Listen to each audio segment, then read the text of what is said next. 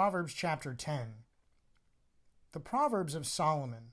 A wise son makes a glad father, but a foolish son is the grief of his mother. Treasures of wickedness profit nothing, but righteousness delivers from death. The Lord will not allow the righteous soul to famish, but he casts away the desire of the wicked. He who has a slack hand becomes poor, but the hand of the diligent makes rich. He who gathers in summer is a wise son. He who sleeps in harvest is a son who causes shame. Blessings are on the head of the righteous, but violence covers the mouth of the wicked. The memory of the righteous is blessed, but the name of the wicked will rot. The wise in heart will receive commands, but a prating fool will fall. He who walks with integrity walks securely, but he who perverts his way will become known.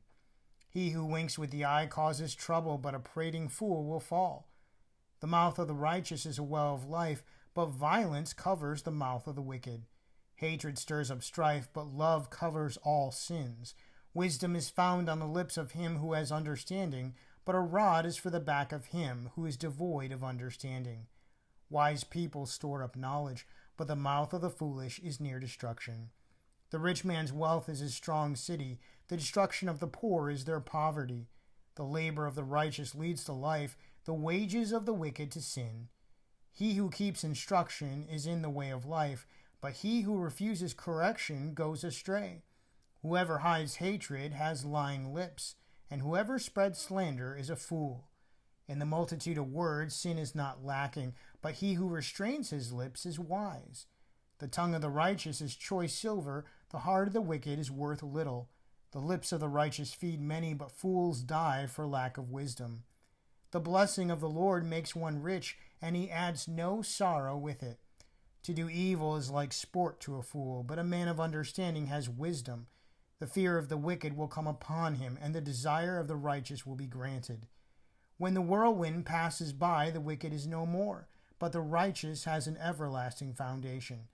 As vinegar to the teeth and smoke to the eyes, so is the lazy man to those who send him. The fear of the Lord prolongs days, but the years of the wicked will be shortened. The hope of the righteous will be gladness, but the expectation of the wicked will perish. The way of the Lord is strength for the upright, but destruction will come to the workers of iniquity. The righteous will never be removed, but the wicked will not inhabit the earth. The mouth of the righteous brings forth wisdom, but the perverse tongue will be cut out. The lips of the righteous know what is acceptable, but the mouth of the wicked what is perverse. Let's look together at verse 9. It says, "He who walks with integrity walks securely, but he who perverts his ways will become known." Well, integrity is defined as the quality of being honest and having strong moral uprightness. Pervert is defined as corrupt, someone who distorts God's truth. Well, someone who is to take the stand, someone who has integrity today would be someone who could not be bribed, someone that no matter what they were offered, they would stand for what is the absolute truth over what is the popular opinion or maybe what everybody else is doing. Someone who followed through with what they said, someone who absolutely wouldn't compromise. Well, our greatest example of someone who wouldn't compromise is Jesus Christ. Jesus was on earth for 33 years, and after he was baptized, he went into the wilderness for 40 days. And during those 40 days' time, he didn't have any food. He was fasting throughout that time.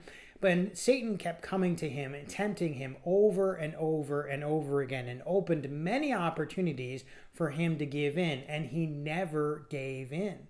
He never compromised. He always took his stand and stood for the absolute truth.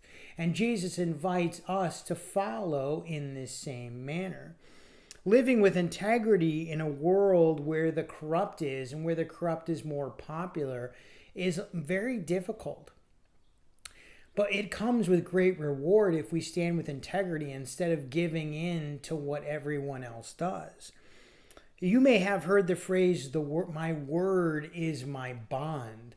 Well, many don't have a bond. Many just live their life any way that they want to, and people go on trusting them or not trusting them and not sure where they stand from one day or the next.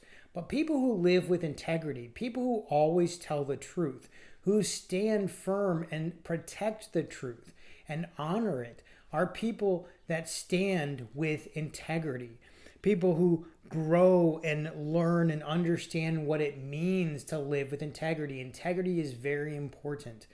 It's easier to trade away our integrity for even something very small or simple or just a few dollars than it is to stand with integrity. The strong and the wise stand with integrity. And we need to live like Christ.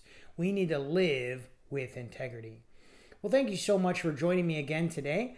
I pray that this time that we have in Proverbs has been encouragement to you. I hope and pray that you come back tomorrow as we continue to study out Proverbs together to see what we have is in store. Thank you so much again for coming. Have a great day and God bless.